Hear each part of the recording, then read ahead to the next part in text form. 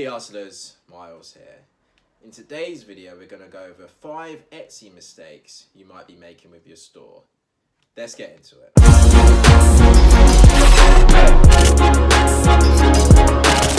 So welcome back to Hustle Endeavor. Please like, subscribe and hit the notification bell if you like this video. If you're new here on this channel, we're all about hustling hard today for a better tomorrow by building profitable income streams online. So let's get into the topic of the video. So, mistake number 1, scaling too quickly. So, a lot of you may think that the reason I'm successful or been successful in Etsy is because I've got over 1,000 products live. I'm sure there's quite a few people that have got 1,000, 2,000 products, but they might not be doing as well as me. And the reason for that is they scaled too quickly. So, in the beginning, when you start your store, you want to figure out what's going to work and what's not. And that comes through trial and error testing. So what you want to do is you want to test different product images, test different, branding, test different keywords, test different niches. And as soon as you figure out or you start to see a trend of something working for you, then that's when you scale. Number 2, poor customer service. Now, a big part of Etsy, having an Etsy shop, having a successful Etsy store, is going to be dealing with members of the public, potential customers asking you questions. And if you give bad customer service, you don't get back to them quick enough, they're not going to buy from you. So I'm sure you've been to places, that have had good reviews, for example, but you've had a bad experience. Perhaps, let's say you went to a restaurant and they took ages to deliver your food. Chances are, if it's your first impression, you're not gonna go back there. So first impressions count. So every customer that comes to your store that sends you a question, you want to get back to them within 24 hours, ideally. You want to treat every customer as if they was your only customer. What lengths would you go to if they was your only customer? Customers really appreciate it, and before long you would have built, a solid fan base just from being really helpful and polite with your customer service. Number 3, trademark infringement. Now, this is a big deal, guys. You do not want to be infringing on anybody's artistic work, anyone's slogans, anyone's trademarks, So what you need to check all of your designs, every design that you're going to run through the trademark website, SPTO.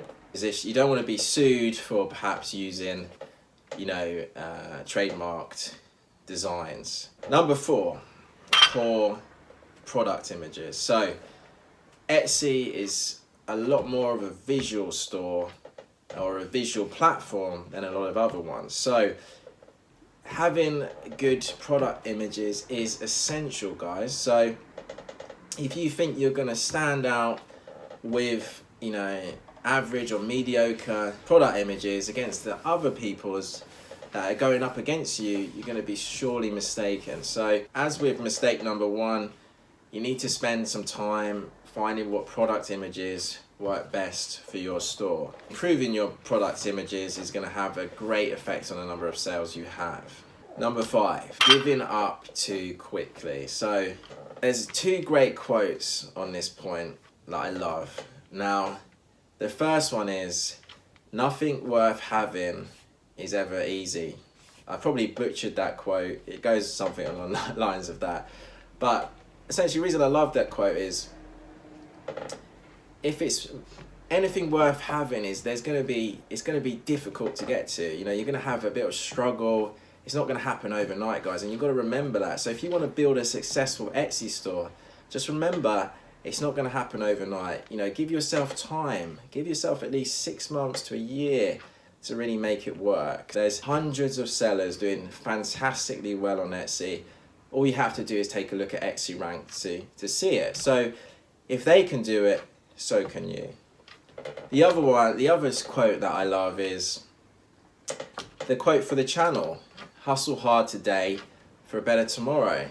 Work hard now, put the effort in now, so you can have a better future. This was born out of my own struggle, really, when I first really wanted to quit my 9-to-5 job. So a lot of you may know I've been working for myself for the last 3 years.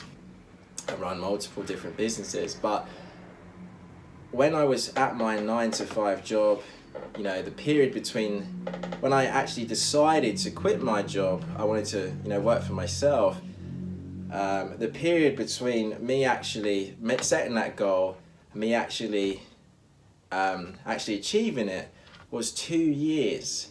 It took me 2 years of just grinding every night at home, working at different things, loads of missed parties, loads of missed holidays, loads of missed days out with friends, but I eventually did it. If I'd quit during that time period, I wouldn't be where I am now. So don't quit, guys. Stick with the program. Give yourself at least 6 months to a year to make whatever you're currently working on happen. Doesn't have to be Etsy, it could be Amazon, it could be Shopify. Just pick one thing, go really deep, learn as much as you can about it, and just stick with it, and eventually you'll make it work. So I hope you enjoyed the video. Please like and subscribe to the channel if you do, and let me know in the comment section how you're getting on with your Etsy stores. Keep hustling, and I'll see you in the next one.